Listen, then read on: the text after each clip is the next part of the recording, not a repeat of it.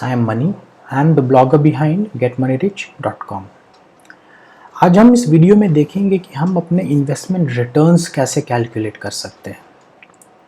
So basically हम दो form में इन्वेस्ट करते हैं, या तो हम लमसम इन्वेस्टिंग करते हैं या तो हम सिस्टमैटिकली जैसे मंथली SIPs में इन्वेस्ट करते हैं। तो बेसिकली दो फॉर्म ऑफ इन्वेस्टमेंट है हमारा, सिस्टमैटिकली करेंगे या हम लमसम इन्वेस्टिंग करेंगे। सो जनरली लमसम इन्वेस्टिंग का रिटर्न CAGR फार्मूला से कैलकुलेट हो सकता है, और जो मंथली इन्वेस्टमेंट है, सिस्टमैटिक इन्वेस्टमेंट है, उसके लिए हम XIRR फार्मूला यूज़ कर सकते हैं। Though it is not a very hard and fast rule, because sometimes when we invest in lump sum, even at that time we will have to use XIRR formula.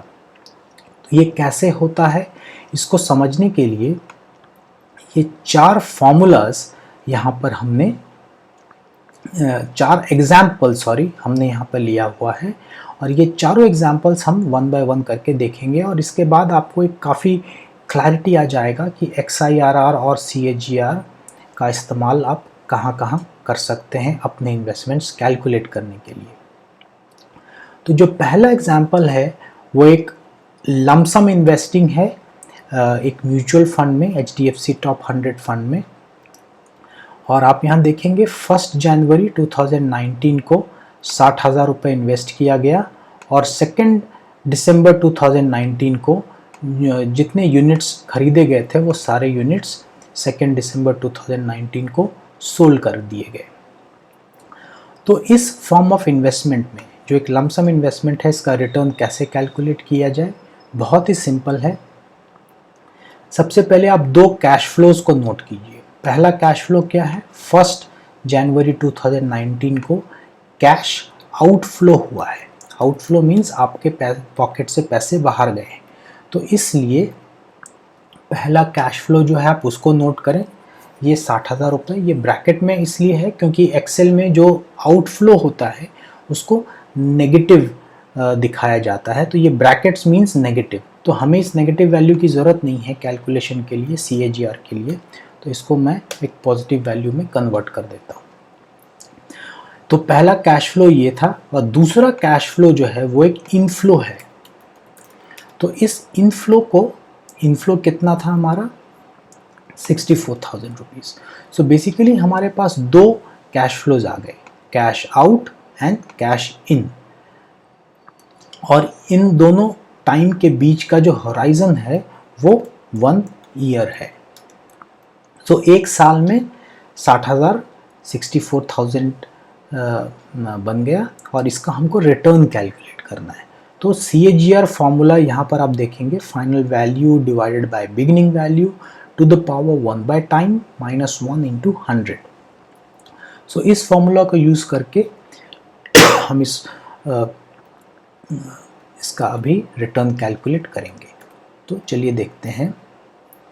Final value, यहाँ final value क्या है, ये 64,000 divided by beginning value. Beginning value क्या है, 60,000 रुपये जो invest किए गए थे, ब्रैकेट क्लोज कर दें, to the power 1 divided by time. So 1 divide by time, यहाँ टाइम होराइजन क्या है, एक साल है। सो 1 डिवाइडेड बाय 1, क्योंकि टाइम होराइजन एक साल है, माइनस 1। यहाँ देखिए -1, तो हमने -1 कर दिया, और इस पूरे फॉर्मूला को उसके बाद हम मल्टीप्लाइड बाय 100 कर देंगे। सो यहाँ जो वैल्यू आपको दिख रहा है 6.96, ये इस इन्वेस्टमेंट का रिटर्न है। ये एक CAGR फॉर्म ऑफ कैलकुलेशन था।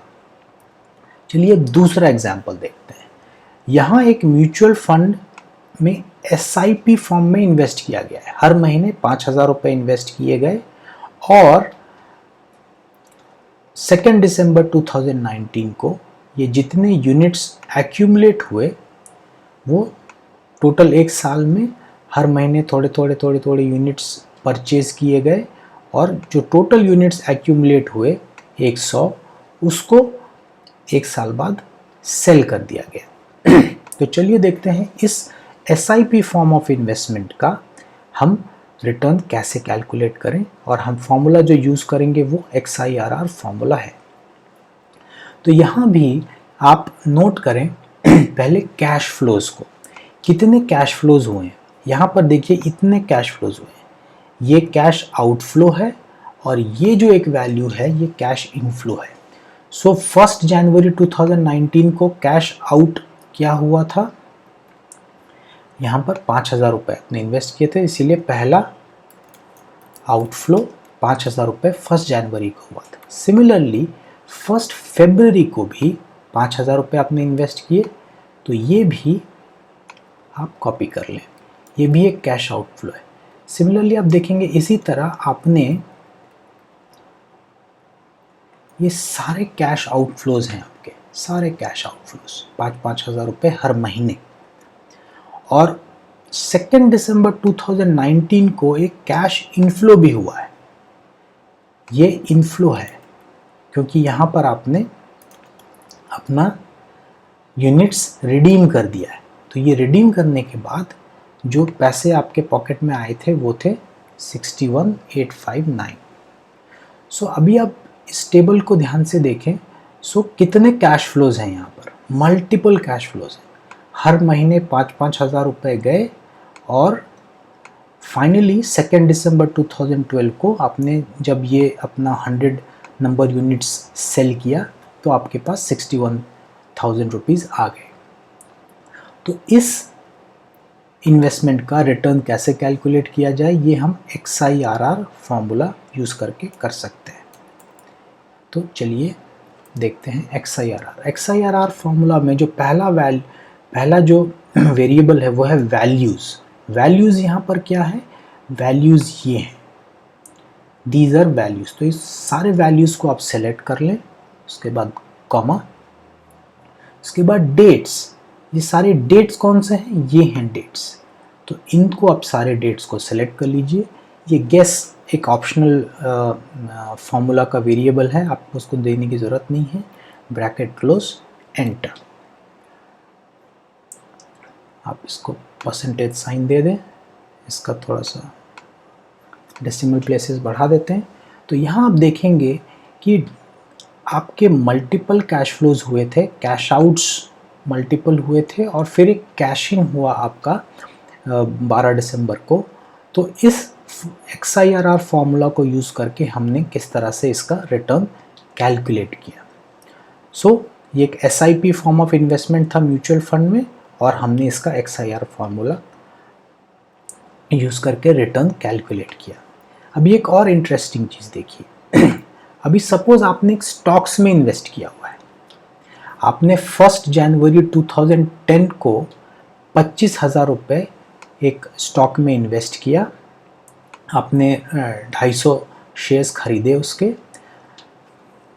250 शेयर्स खरीदे, और 10 साल बाद 2 जनवरी 2020 को जब उसका शेयर प्राइस 100 रुपये से बढ़ के 315 रुपये हो गए, तो आपने वो सारे 250 शेयर्स सेल कर दिए और आपने खरीदा था 25,000 में, और आपने जब सेल किया तो आपको मिला 78,750। इस दौरान जब आप उस स्टॉक्स को होल्ड करके रखे हुए थे, उस दौरान आपको कुछ डिविडेंड्स भी मिला, उन जो आपने शेयर्स खरीदा हुआ था उस पे आपको डिविडेंड्स भी मिला। तो ये जो डिविडेंड आपको मिला, ये मैंने जो यहाँ दिखाया है, ये डिविडेंड्स पर शेयर है।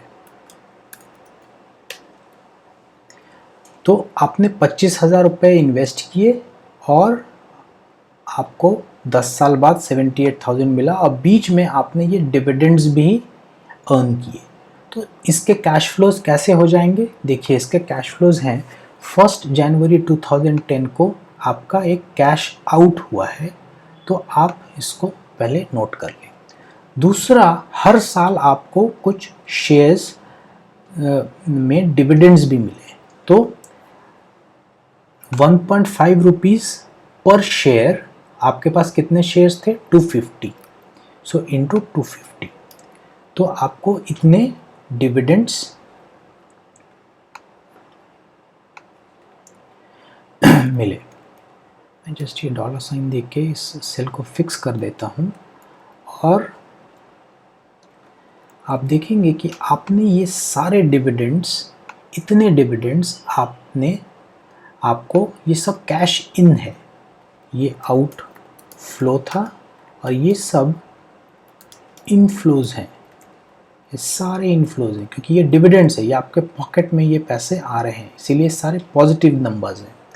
और फाइनली 2 जनवरी 2020 को आपने अपने सारे 250 शेयर्स सेल किए और उस दिन का जो कैश फ्लो था वो 78,750 रुपीज़ था और ये भी एक इनफ्लो है। सो इस इन्वेस्टमेंट का आप XIRR का फॉर्मूला यूज़ करके फिर से रिटर्न कैलकुलेट कर सकते हैं। तो चलिए इसका कैलकुलेशन करते हैं। XIRR वैल्यूज़, यहाँ वैल्यूज़ क्या है, वैल्यूज़ आर दिस, उसमें उसको सारे सेल्स को सेलेक्ट कर लीजिए, कॉमा, उसके बाद डेट्स क्या हैं, डेट्स आर दिस, इसको सेलेक्ट कर लीजिए। गेस तो एक ऑप्शनल पैरा वेरिएबल है तो उसको हम छोड़ देते हैं और एंटर। सो यहाँ आप देखेंगे कि ये जो इन्वेस्टमेंट था स्टॉक्स में, जहाँ की आपने 25,000 इन्वेस्ट किए, एंड में आपको 78,000 मिले और बीच में आपका डिविडेंड्स भी आया, तो यहाँ भी आप देखेंगे मल्टीपल कैश फ्लोज हो रहा है। आपको लग रहा है कि आपने लमसम इन्वेस्टिंग किया है, पर बिकॉज जो कैश इनफ्लो है वो एक मल्टीपल टाइम्स हुआ है, तो जब कैश फ्लोज मल्टीपल टाइम्स हो तो हमें XIRR फॉर्मूला ही यूज़ करना पड़ता है। तो कैश फ्लो आउटफ्लो आपका 25,000 और 10 साल बाद, 10 साल में आपने ये डिविडेंड्स कमाए और 10 साल बाद आपका ये कैपिटल एप्रिसिएशन हुआ। तो इस तरह से आपने XIRR फॉर्मूला यूज़ करके इसका रिटर्न कैलकुलेट कर लिया। एक और एग्जांपल देखते हैं प्रॉपर्टी इन्वेस्टमेंट में। सपोज 1 जनवरी 2010 को आपने एक 50 लाख रुपए की एक प्रॉपर्टी खरीदी और 10 साल बाद 2 जनवरी 2020 को आपने वो 1.25 करोड़ में उस प्रॉपर्टी को सेल कर दिया।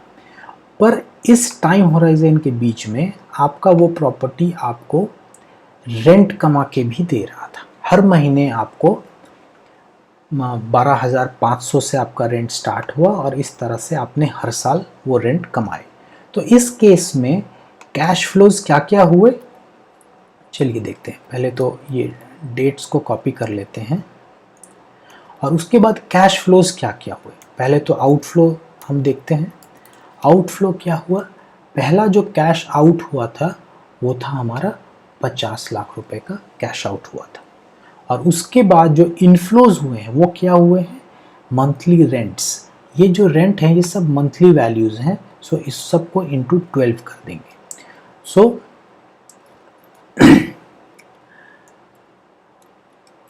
तो आपने 2011 में 1.5 लाख रुपए का रेंट कमाया।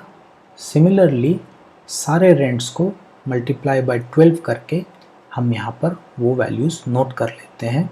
और finally at the end of the 10th year आपने उस प्रॉपर्टी को सेल किया और आपका जो रिटर्न था वो आपको 1.25 करोड़ का मिला। तो ये सारे इनफ्लोज हैं।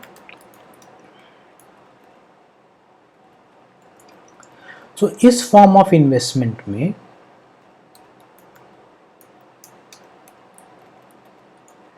आपका रिटर्न क्या होगा वो भी हम XIRR फॉर्मूला यूज करके अभी कैलकुलेट करेंगे।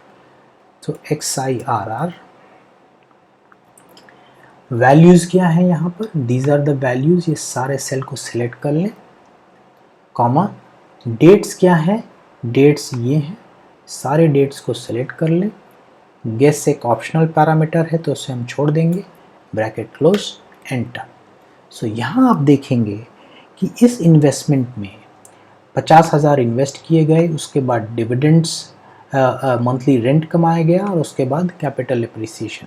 सो ये मल्टीपल कैश फ्लोज यहाँ भी हो रहा है, एक बार कैश आउट हुआ और मल्टीपल टाइम्स कैश इन्स हुआ। सो इस इन्वेस्टमेंट का रिटर्न भी हम XIRR फार्मूला यूज़ करके इस तरह कैलकुलेट कर सकते हैं, और इस इन्वेस्टमेंट का रिटर्न था 11.91% पर एनम। ये सारे पर एनम वैल्यूज़ हैं। सो आई होप आपको XIRR और CAGR की यूटिलिटी इन्वेस्टमेंट रिटर्न कैलकुलेट करने में समझ आई होगी। If you like the video, please subscribe to my YouTube channel, और प्लीज़ बेल आइकॉन भी ज़रूर क्लिक करें सो दैट कि मैं जब भी कोई नया वीडियो पोस्ट करूं तो आपको एक नोटिफिकेशन चला जाए।